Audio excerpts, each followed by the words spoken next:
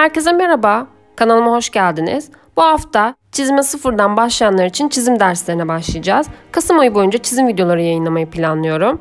Daha sonra biraz ilerledikten sonra ara verip tekrar çizim derslerine devam ederiz diye düşünüyorum. Bu yüzden videoları takip edebilmek için abone olup bildirimlerinizi açabilirsiniz. Videoları beğenerek de desteğinizi gösterebilirsiniz. İlk video malzemelerle ilgili olacak. Sıfırdan başladığınızı düşünerek bu videoları hazırlayacağım. Çizimi öğrenmek için sadece kalem, kağıt ve silgi yeterli olacaktır. Ama biraz daha geliştireceğimizi düşünerek bize lazım olabilecek malzemeleri sayacağım. Ek olarak ileri seviyelerde de kullanabileceğimiz birkaç malzeme göstereceğim. Öyleyse kalemlerden başlayalım. Dereceli kalemleri duymuşsunuzdur. Bu kalemlerin üzerinde harf ve sayılar bulunur. H, F ve B harflerini bu kalemlerin üzerinde görebilirsiniz. F, fine kelimesinden geliyor. H ve B harflerin tam ortasında sıfır noktası gibi düşünebiliriz F'yi. Bu kalem bende mevcut değil, o yüzden bu videoda deneyemeyeceğiz. H ise hard kelimesinden geliyor. B kalemlere göre daha sert ve açık renklidir H kalemler. H'nin yanındaki sayı arttıkça renk de açılır. B ise koyu ve yumuşaktır. B'lerin yanındaki sayı arttıkça renk koyulaşıp çizim yumuşar. Örneğin 8B 2B'ye göre daha koyu ve yumuşaktır. Bize çizimde ve taslaklarda HB ve 2H lazım olacak. Tonlamalarda ise 2B veya 3B'nin üstü lazım olacak. Gelin bu kalemleri deneyelim. 2H'tan başlıyoruz. F ve H numaralı kalemler bende yok kullanmadığım için.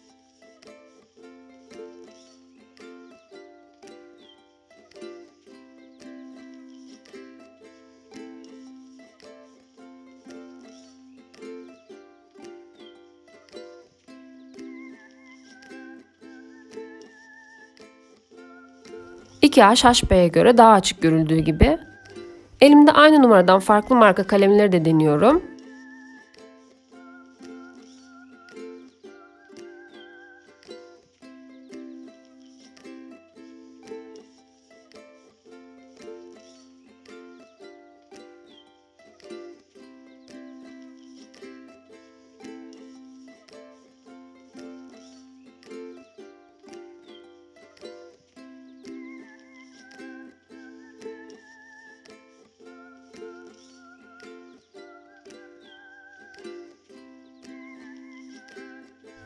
B'lerde numara arttıkça rengin koyulaştığını ve yumuşadığını sizin de gördüğünüzü düşünüyorum.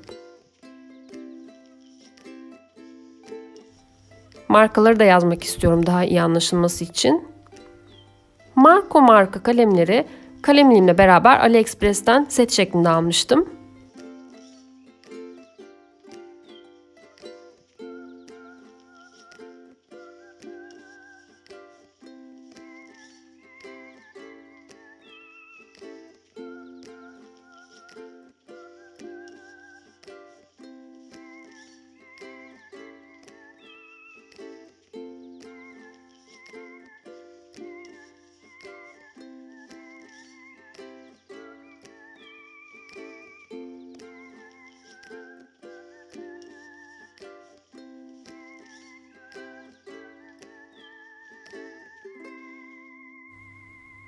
Beyaz kalemleri de ışık yapmak için kullanabilirsiniz.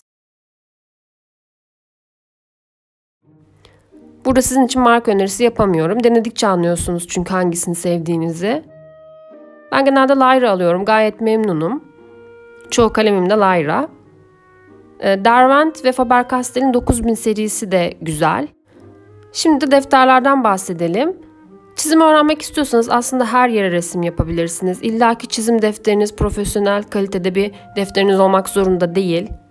Herhangi bir kartona, hediye paketine her yere resim yapabilirsiniz. Bu yüzden başlarken mükemmel kalitede pahalı defter ve kağıt almanıza gerek yok. Çizim defterlerinin de gramajları var. Alex Scholler çizim defterim 90 gram A5 boyutu. Yanımda taşımak için küçük almıştım. Gayet memnunum. Eskizler için iyi. Bu markanın biraz daha yüksek gramajlı olanlarından tekrar almak isterim. Vincent marka A4 boyutunda 200 gram bir defterim var. Bu çok amaçlı, her teknik için kullanılabilen bir defter. Başlangıç için bu defterden de alabilirsiniz. Kalın ve biraz daha dokulu bir yapısı var.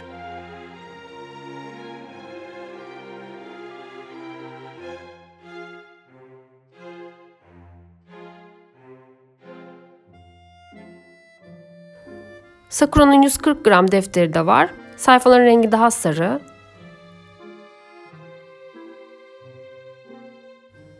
Çantada taşımak için A6 boyutunda da bir defter edinebilirsiniz. Böylece çizmemek için hiçbir bahaneniz kalmaz. Her yerde çizim yapabilirsiniz.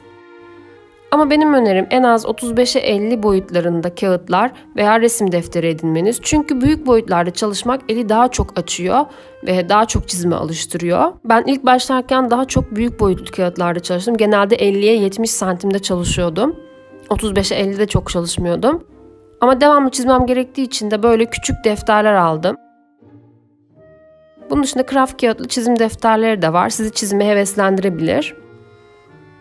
Burada kağıtlar hakkında söyleyeceğim tek şey büyük boyutlu bir kağıt kullanmanız ve 140 gramajın altına düşmemeniz olur. Yardımcı malzemelerden bahsedelim biraz. Kaynaştırma kalemlerinden başlayalım. Bunlar kağıt silgi diye de geçiyor. Daha realistik çizimler için kaynaştırma yapabilirsiniz bu malzemeyle. Bunu alana kadar ya da almak istemiyorsanız peçete, pamuk veya kulak çubuğuyla da aynı işlemi yapabilirsiniz.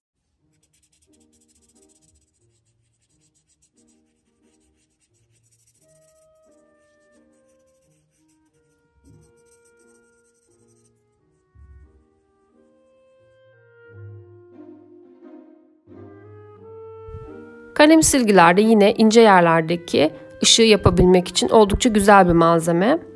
Portrelerde sıklıkla kullanabilirsiniz.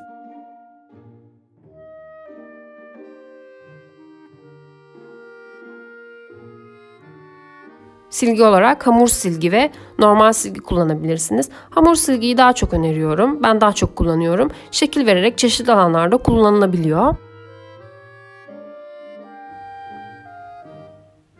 İnce yerleri silebiliyorsunuz. Ya da tampon yaparak ışık alan yerleri oluşturabiliyorsunuz. Normal silgide kullanacaksanız iyi silen bir silgi olmalı, iz bırakmamalı ve kağıdı yıpratmamalı. Kalemlerinizi açmak için kalem tıraşınızdan faydalanabilirsiniz ya da alternatif olarak falçatayla da kaleminizi bu şekilde açabilirsiniz. Kalemi bu şekilde kullanmak benim için daha konforlu. O yüzden ben falçatayla açıyorum kalemlerimi. Bunun dışında duralit ve klips de kullanırsanız daha iyi olur. Klipsi sayfanın kaymaması için veya duralite sabitlemek için kullanabilirsiniz. Duralit kullanmak çizim yaparken çok önemli. Çizim yaparken kağıdın eğik olması gerekiyor. Bu şekilde daha doğru ve rahat çalışabiliyoruz.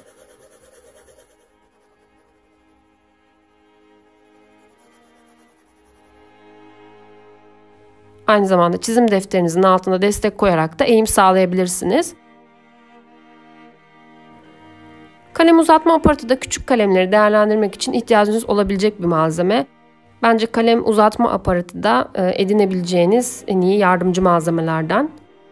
Bunların dışında çiziminizi geliştirdikten sonra ekstra olarak başka malzemeler de kullanmak isteyebilirsiniz ki isteyeceksiniz bence.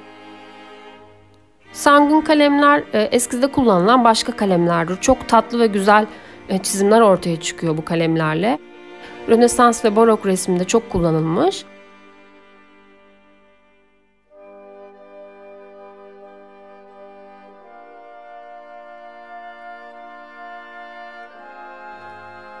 Diğer çizim kalemleri de yine portre ve doğa resimleri için oldukça güzeller.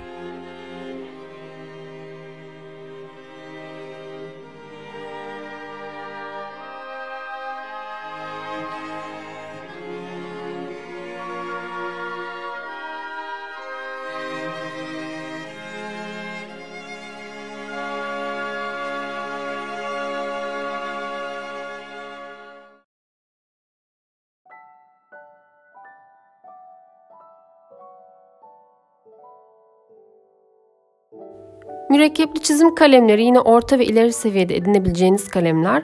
Bu kalemlerle de illüstrasyon başta olmak üzere birçok resim yapabilirsiniz. Tarama ve gölgelendirme yaparken, kontür yaparken faydalanabilirsiniz. Uçlu kalemlerinizde çizim yaparken çizim kısmında rahatlıkla kullanabilirsiniz. Yine kömür kalemleri ve grafit kalemleri çiziminizi geliştirdikten sonra almak isteyebileceğiniz türden kalemler. Bu kalemlerden bu serinin devamında mutlaka ayrıntılı bahsederiz.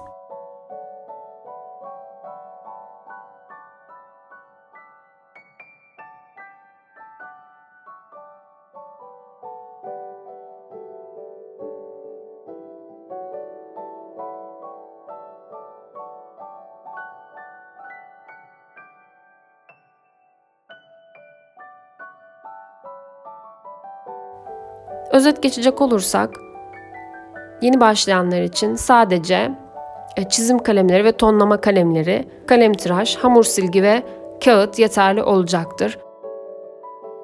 Daha fazlasına gerek yok. Çiziminizi geliştirdikten sonra diğer malzemelere de bakabilirsiniz.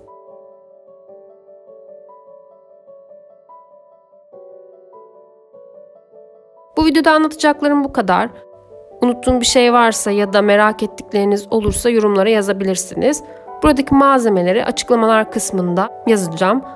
Videoyu beğendiyseniz beğene basmayı ve abone olmayı unutmayın. Sonraki videolarda görüşmek üzere. Kendinize çok iyi bakın. Hoşça kalın.